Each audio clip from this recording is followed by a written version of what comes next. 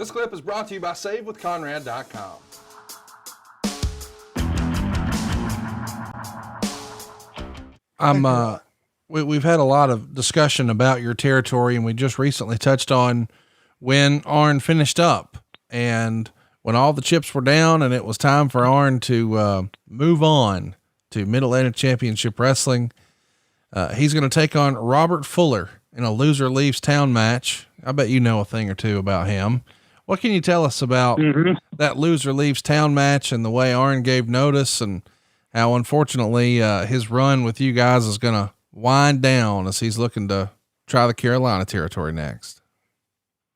Well, Rob was lucky in a way because he got to work with one of the great workers of all time, man, in that loser leave town match. And I'm sure Rob felt the same way. I never discussed that with him, but that's the way it happened to be booked that way. And Arn, I think Arn came to me and told me that he had gotten the call, and geez, man, I was thrilled for him. You hate to lose a great talent like Arn. You're never going to get. You may never get another talent like Arn. When you lose somebody like that. But I always felt like I realized and I recognized that we didn't have the monster territories that other places had, and that we weren't ever going to be able to pay guys what they could make in New York and other places. Carolina is a good example. And so I remember, I think I told Arn, geez, Arn, it's your time, man. You got it. You're going to be a star. You're going to do great. I never once even considered saying, Arn, no, don't do it. Don't go. Because that wouldn't have been fair to Arn. And, he had given everything he could when he worked for us. He had done everything he could to get himself over.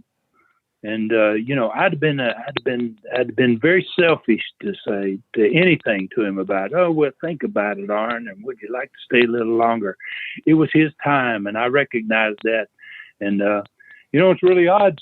In the wrestling, when you are becoming good and you're becoming a star, you reach a point where it's your time. And when that time is there, you need to make the proper move to push your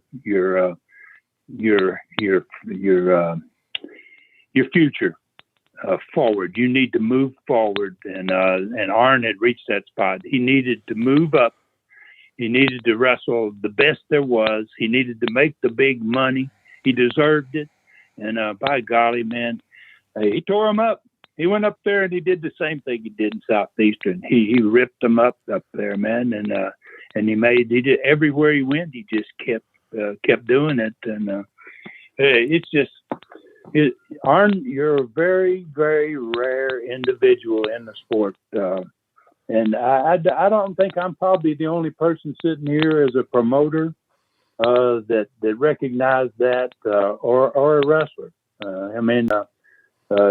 All of them, I never hear bad things of any kind about Arn, and that's a good thing to say in wrestling because it's not the easiest of businesses to make everybody happy in, but Arn sure did a job of it. Thank you, Ron. I appreciate that very much. Let me just say this, and it's something that I don't know if you remember, but I'm certain that you do. Conversation went down almost exactly like you said it did. I came to you and I said, Ric Flair is wanting to book me. I know I've been here a long time. What do you think? You said, yeah, your time is, you ought to go. And I said, can I come back? I remember clearly saying, can I come back? And you said, yeah, you come back anytime. And the real nail in it, and if you know the business, you'll understand this completely. On your last time out of a territory, if you were leaving and you hadn't handled your business the right way or whatever the deal was, you always were a week behind on paychecks. So that you were gone for a week before you got your final check. You were already somewhere else, and there was an opportunity there for a promoter to screw you. I mean, what are you going to do? Get in your car and drive back down there and go see the guy? You gave me my last check, the largest check I'd ever had in the business, leaving. And I never forgot that. And I said, you know, he is such a smart guy. He wants to leave a good taste in my mouth, you know, for coming back sometime. And it just, you didn't say anything about it. It was nothing different, business as usual. But I just looked at it and went, wow, what a great thing. Never forget stuff. Well, man, I appreciate that, Arn. You deserved it. You deserved it. And, you know, I get it.